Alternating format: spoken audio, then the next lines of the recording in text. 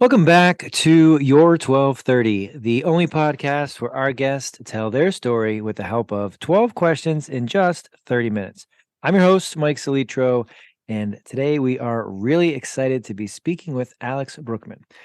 Alex is an entrepreneur, board director, author, and keynote speaker. He's built companies in Europe and Canada and has led projects across the world. He helps CEOs and executive teams design and implement impactful business strategies with purpose driven leadership. His clients achieve a laser sharp understanding of where they want their businesses to be in the next 24 to 36 months and a winning strategy to achieve their goals. Alex, welcome. We are thrilled to be speaking with you. Thanks for having me, Mike. It's a pleasure to be here. You got it. Got it. We're happy to have you. And um, you know, reading through that bio, of course, I stumble because there's a lot of good things in there, and it doesn't take much to trip me up. But working with the clients that you do and getting the results in relatively quick turnaround, how have you been able to kind of figure out how to get them to go where they want to go if they probably weren't able to do that on their own? What has been your secret sauce there? I would say a combination of two things. It's a very good question, actually, because it points me into the direction of, first of all, they are the expert in their field. So I'm not a consultant that comes in and tells them how to do their jobs. What I bring is, every overnight success has been a decade in the making, as they say. What I bring is almost 2 decades of experience in facilitating these processes of creating strategy, of creating the impact that the business wants to achieve. So what I bring is knowledge of how to formulate, how to plan, and how to implement. And that is not necessarily something that every business leader has. Everyone grows within their careers in different ways. Some people do it within their subject matter expertise, and others do it by creating and distilling the essence out of what they've been doing over a certain period of time. And in my case, it's the latter. That's a really great answer on multiple fronts. The first being the acknowledgement that they are the experts in what they do, and that you don't try to kind of fill that gap when one may not exist, and two, that's not what you do. So I really like that. I think it's a great starting point. But second, where you're talking about your expertise being in the systems and things that they may not be as familiar with, how, if you get pushback, how do you um, illustrate the value that a good system, a good process, thought out strategy can have when it's something that they may not be as familiar with or may not really have thought too much about beforehand? I typically don't really get pushback. The moment I start collaborating with my customers, they have done their research. They know why they bring me in. And what I do experience, though, is a healthy level of skepticism from executives. And if we take this healthy skepticism and try to understand where it comes from, it's often rooted in that experience of working with business consultants that I don't want to use the word fear, but it's sort of, they feel uncomfortable around people that they don't know, because these people might make them look weak or make them look, inexperienced. But the point is, I'm not coming in to showcase my subject matter expertise in the field, in the subject matter expertise of these people. So I come with something that helps them rather than gives them a feeling of, hey, that guy is a threat to me or my competence. So I'm coming in to elevate people, not to make them, feel that I bring something that they don't know. It's a fundamentally different approach.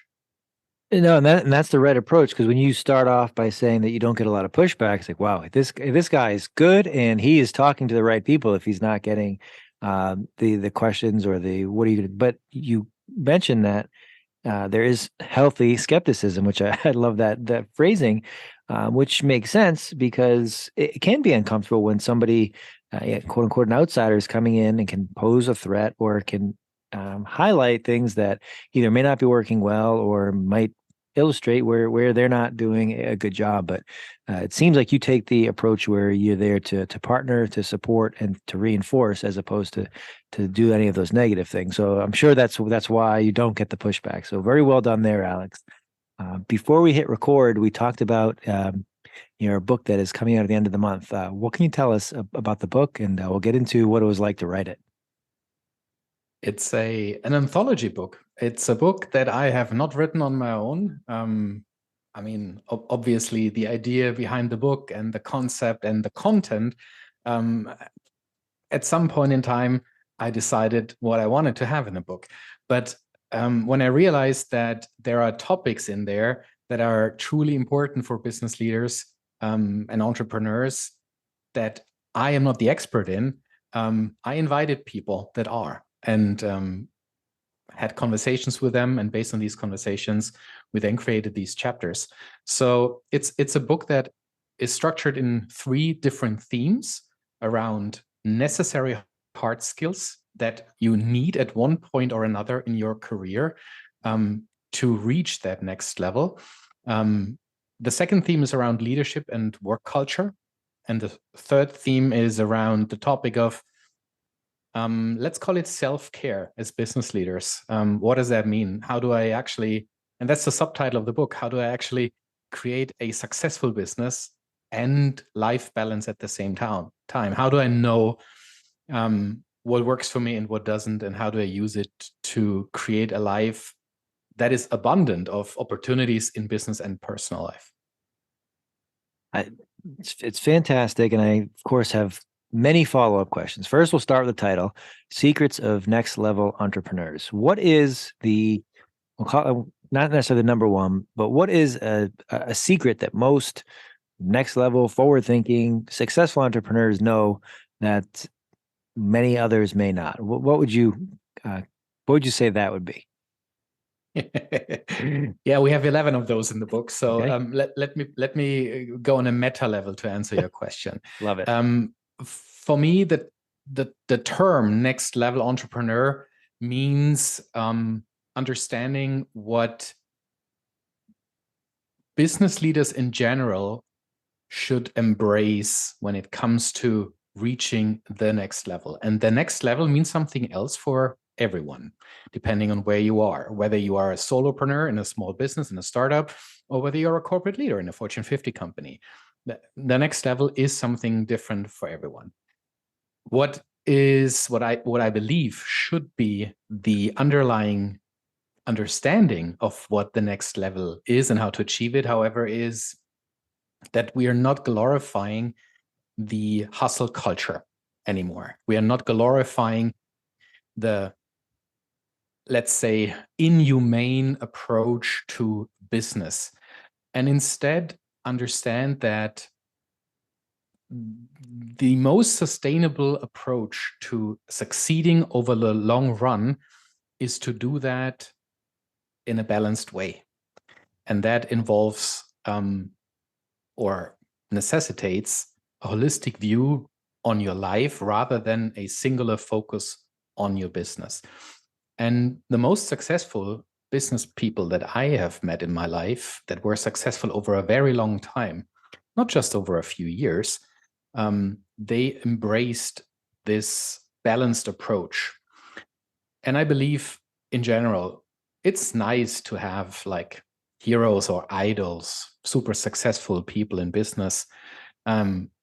Richard Branson, Elon Musk, to name just 2 of them, are often people that we use as inspiration when it comes to thriving in business.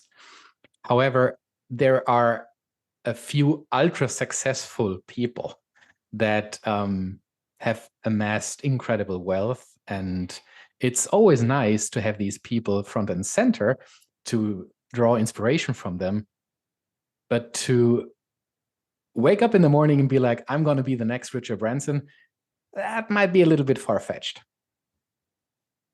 Absolutely. And I really like how you talk about balance and a holistic approach, because I think where sometimes that conversation go wrong is when people look for an equal 50-50 balance, so that it has to be the same amount of time here and there. But I think from the way you describe it, especially the self-care piece, is that understanding, looking at the whole picture holistically, is that, sometimes there's going to be an ebb and flow, and that you need to keep them in harmony with each other. And that's one thing that I think, as we are getting away from the hustle culture and the just working as many hours, working as hard as possible, is that's important, that we need to think about our personal well-being, our mental health, and then how that impacts, because a lot of what we do professionally, our personal life bleeds in, if not has a direct impact on it. So I really, I see eye to eye there, and I like the way that you talk about it. Um, I also think that having the book written with co-authors in the anthology form, uh, just front and center once again, it really highlights your collaborative approach, that you um, value the working togetherness, if you will, with others who are really good at what they do. Did you have a existing relationship with the other authors, or how did it come about that you selected the folks that you did to help you write it? The origins of this book can be found in a 3-day business summit that I ran in, I think, February 2021. Is that right? I think so, yeah. Maybe 2022. Oh my God, time flies so fast. I don't remember. And it was, I think it was 2022. So yeah. And after 40 something conversations, some of these ideas just turned into this red thread that then later became the book.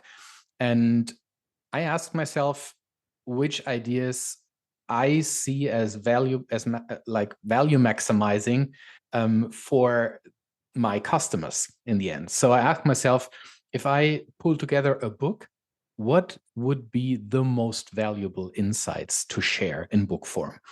And I reached out to these contributors that were speakers at my summit, and asked them whether they would go on this journey with me. And yeah, everyone said yes. So this is how we came up with 11 powerful lessons. Fantastic. And I think the other thing that story highlights is that sometimes we'll have conversations, we'll have meetings, we'll go to summits, and it may not be kind of the immediate, I don't say payoff, but they might have, why am I doing these things? What am I getting out of this? And then, as you kind of never know where these relationships, where these connections can take us. And you're of course leading the summit, so it's a different seat, but being involved and contributing and kind of being open-minded to these things can lead to wonderful collaborations, which I'm sure the book is a product of many years of hard work. But just kind of being there in that same space for 3 days was the kind of the genesis for it. So that's really an awesome story. You also reference work culture and culture in general. I know you've had the opportunity to not only work with clients all over the world, but you've lived in many different areas yourself. How has um, being in different geographies, different cultures, helped you understand the importance, the importance of work culture, and B, how it kind of differs from company, from size, what they're doing, the type of work they're doing, and all those things? I've had my fair share of exposure with different cultures. That's absolutely right. So I've worked in very small businesses. I've my own businesses. I worked as an employee for really large corporations. And as a management consultant and as a strategy facilitator, I've seen all kinds of businesses and all kinds of industries across the world. The term culture, when we use it in terms of work culture, the interesting piece for me is I don't see it as something that has a geographic connotation. So when I talk about work culture, I talk about creating humane work cultures. And as human beings, we all have very similar needs, starting at psychological safety, for example, to what motivates us as human beings. We know not only since Daniel Pink wrote about his book Drive, what motivates human beings, and that this is something that can be found across cultures, across different work environments. So it is really about understanding how to make work more human. and how to create spaces where we can bring our full selves to work and create something together that is delivering value to our stakeholders. Most predominantly, of course, shareholders, customers, and our employees. That's another solid answer, Alex. I see why people, especially your clients, turn to you for sage advice and direction because your experience is one thing, but the way that you deliver it, it makes a ton of sense and kind of like, yeah, that's something that we should do, and I think this guy knows what he's talking about. So very very well done I there. hope so. Yeah. But as you reference working in these different settings, a lot of listeners will reach out and talk about making changes either from roles within a large organization, leaving one organization for another. Um, in your experience, how have you been able to navigate from one setting to another, and what things should someone who may be looking to leave a large corporation for an endeavor on their own, a solopreneur or a side kind of project, what should they kind of hope to have, or what skills should they look to develop before embarking on that journey?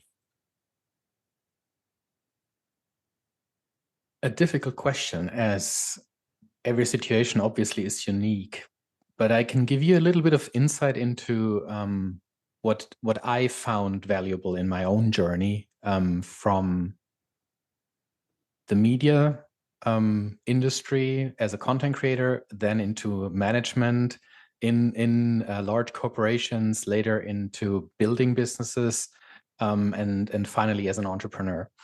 I realized that with every step on the way comes something that I don't know. I'm not the expert in. I have no idea about, but I have to know.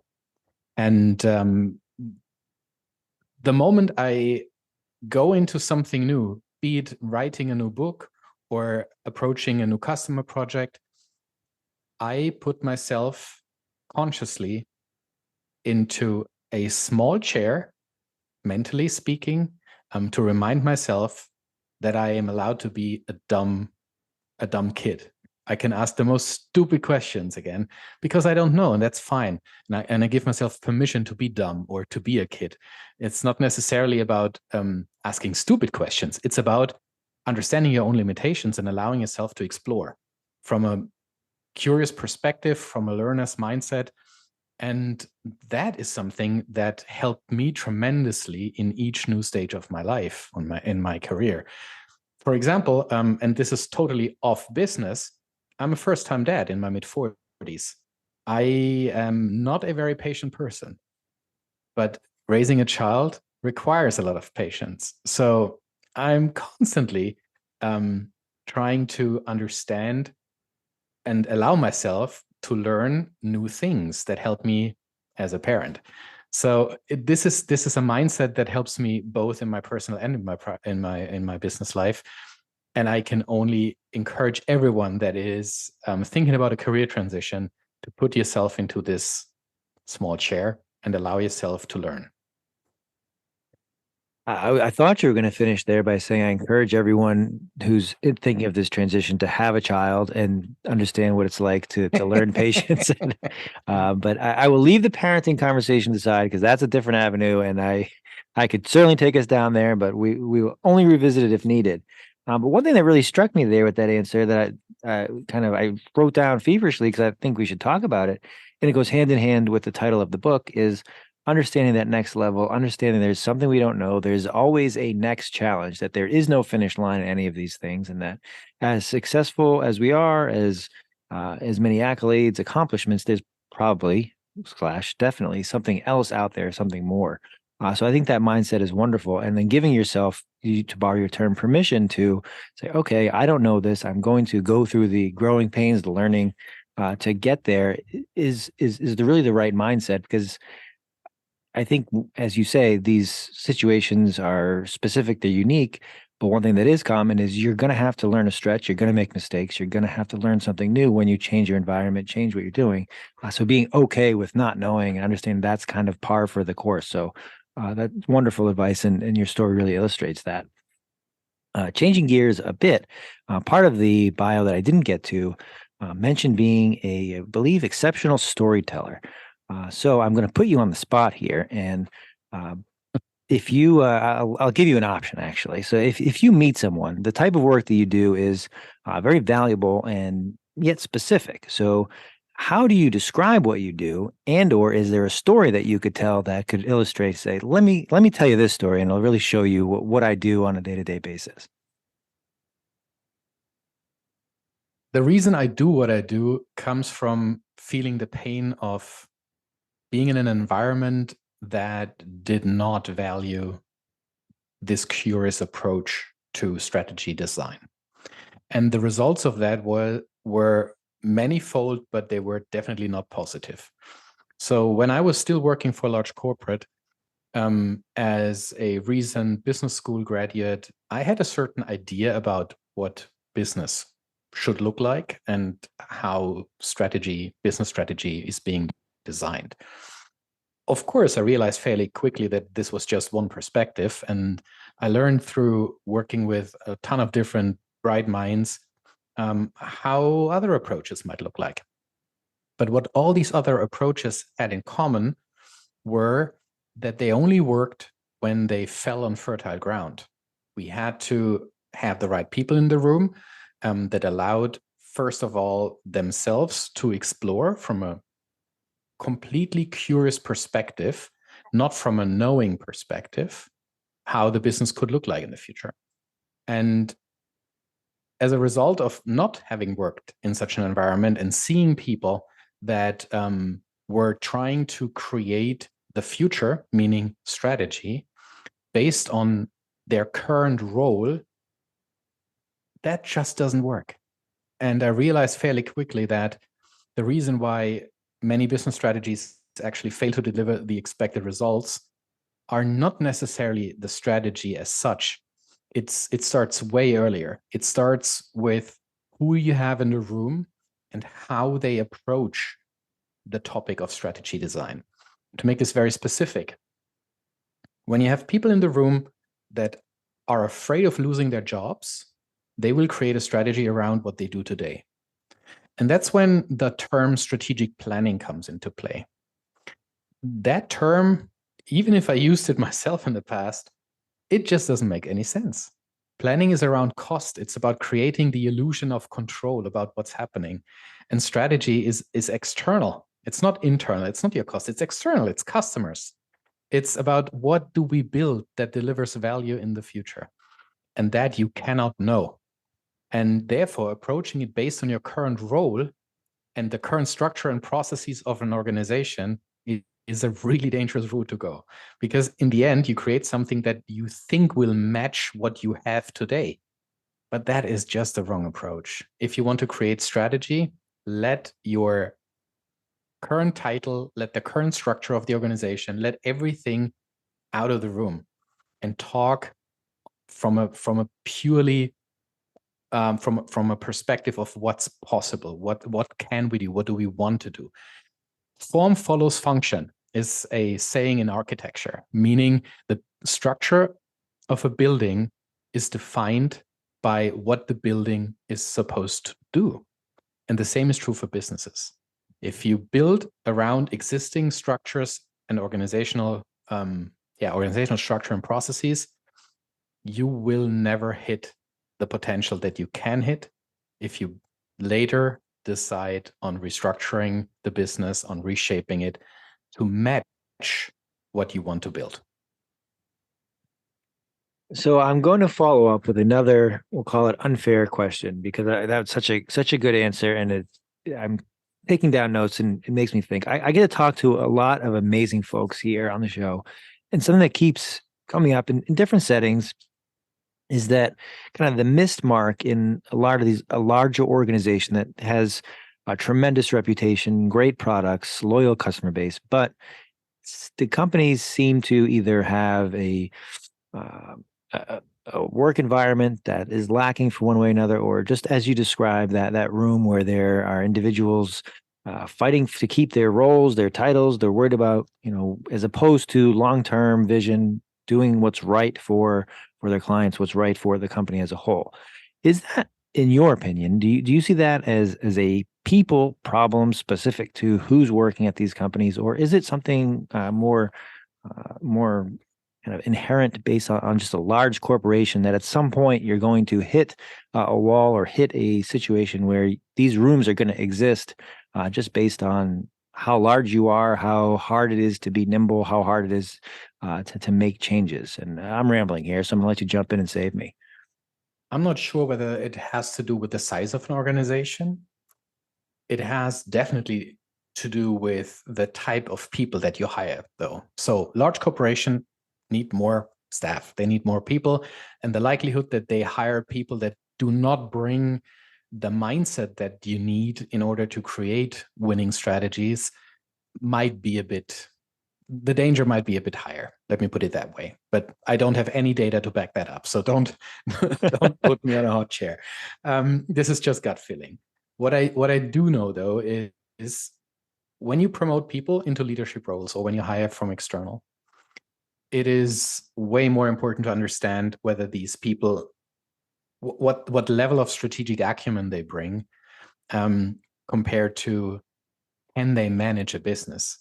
You can find people that can manage a business, no problem. There are great managers out there, but are there really great strategic leaders out there?